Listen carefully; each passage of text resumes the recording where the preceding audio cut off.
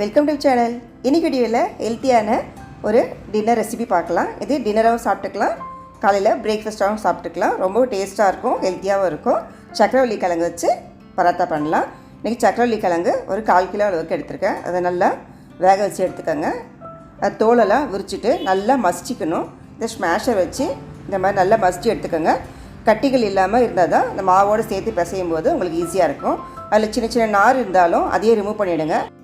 அது சில கிழங்குல மட்டும்தான் இந்த மாதிரி நார் இருக்கும், அதனால் ரிமூவ் பண்ணிவிடுங்க. சாப்பிடும்போது இது வாயில் தட்டுப்படும். இப்போ கச்சூரி மெத்தி ஒரு 2 பிஞ்ச் அளவுக்கு நல்லா கசக்கீட்டில் சேர்த்துக்கோங்க. கொஞ்சம் சீரகத்தூள் 1/4 டீஸ்பூன் அளவுக்கு, 1/4 டீஸ்பூன் மிளகாத்தூள், ஒரு 1/4 டீஸ்பூன் அளவுக்கு கரம் மசாலா சேர்க்குறேன். இது கொஞ்சம் ஃப்ளேவர் கொடுக்கும். இது வேணாட்டா ஸ்கிப் பண்ணிவிடுங்க. இப்போ நறுக்கின கொத்தமல்லி கொஞ்சம் சேர்த்துக்கலாம். 1/2 டீஸ்பூன் 1 டீஸ்பூன் அளவுக்கு சீரகம் சேர்த்துக்கோங்க. இந்த பராத்தாக்கு ஓமம் இருந்தால் கூட 1/2 டீஸ்பூன் சேர்த்து செஞ்சால் ரொம்ப டேஸ்ட்டாக இருக்கும். இப்போ இன்றைக்கி 1/2 கப் அளவுக்கு கோதுமை மாவு எடுத்துருக்கேன். தேவையான உப்பு சேர்த்துக்கலாம். சேர்த்துட்டு நல்லா கலந்து விட்டுக்கோங்க. ஃபஸ்ட்டு அந்த கிழங்கோடு சேர்த்து நல்லா பிசைஞ்சு விட்டுக்கோங்க. அதுக்கப்புறமா தண்ணி கொஞ்சம் கொஞ்சமாக சேர்த்து சப்பாத்தி மாவு பதத்துக்கு பிசைஞ்சிக்கலாம். நல்லா ரொம்ப சாஃப்டாக இருக்கும் இந்த சப்பாத்தி. எப்போவும் ஒரே மாதிரி கொடுக்காம இந்த மாதிரி ட்ரை பண்ணி பாருங்கள், ரொம்பவே டேஸ்ட்டாக இருக்கும்.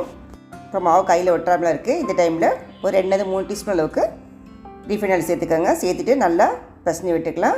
பாருங்கள் மாவு எவ்வளோ சாஃப்டாக வந்திருக்குன்னுட்டு. இதை தட்டு போட்டு மூடி வச்சிடலாம். ஒரு 1/2 அன் ஹவருக்கு இதை அப்படியே விட்டுட்டு அதுக்கப்புறமா நீங்கள் பராத்தா பண்ண ஆரம்பிக்கலாம். இதுக்கு சைட் டிஷ்ஷாக இன்றைக்கி குருமா எதுவும் பண்ணாமல் சிம்பிளாக ஒன்று பண்ண போகிறேன். ஏன்னா நம்ம ஏற்கனவே ஸ்பைசஸாக பண்ணியிருக்கோம் பராத்தா, அதனால் இதுக்கு சிம்பிளாக தான் நல்லாயிருக்கும். ஸோ தயிர் கெட்டி தயிரை 1/4 கப் எடுத்துக்கோங்க. இதுக்கு தேவையான உப்பு சேர்த்து நல்லா பீட் பண்ணிக்கோங்க. அதுக்கப்புறமா தேவையான காரத்துக்காக நான் பச்சை மிளகா பதில் மிளகுத்தூள் சேர்த்துருக்கேன்.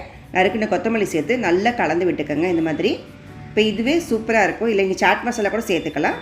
இப்போது 1/2 அன் ஹவர் கழித்து மாவு ரெடி ஆகிடுச்சு. இப்போ பராத்தா பண்ண ஆரம்பிக்கலாம். மாவு நல்லா பிசைஞ்சு விட்டுட்டு அதுக்கப்புறம் தேவையான சைஸுக்கு நல்லா உருண்டைகளை பிடிச்சி வச்சுக்கோங்க. இப்போ மாவு போட்டு சப்பாத்தி பண்ணுவோம், அந்த மாதிரி தான் நல்லா திரட்டிக்கோங்க. ரொம்ப ஈஸியாக இருக்கும் திரட்டுறதுக்கு. பாருங்கள், திரட்டும் போது தெரியும் உங்களுக்கு, அவ்வளோ சாஃப்டாக இருக்கும். இது ரெடி ஆகிடுச்சு. அவ்வளோதான். இப்போ தோசைக்கல் காய வச்சுருக்கேன் பக்கத்தில்.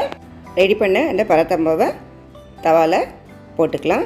தவா சூடாக இருக்குது. முதல்ல போட்டு பரட்டி எடுத்துகிட்டு அதுக்கப்புறமா நெய் சேர்த்துக்கலாம். நீங்கள் குழந்தைங்களுக்கு கொடுக்குறதா இருந்தால் நெய் சேர்த்துக்குங்க. நெய் சேர்க்க விருப்பப்படாதவங்க நீங்கள் ரீஃபைண்ட் ஆயில் கூட சேர்த்துக்கலாம். 2 பக்கமும் நல்லா வேக வச்சு எடுத்துக்கோங்க. எவ்வளோ சீக்கிரமாக செஞ்சுட்டோம் பாருங்கள். செய்யறது ரொம்பவே சுலபம், டேஸ்ட்டாகவும் இருக்கும். கண்டிப்பாக ஒரு தடவை ட்ரை பண்ணி பாருங்கள்.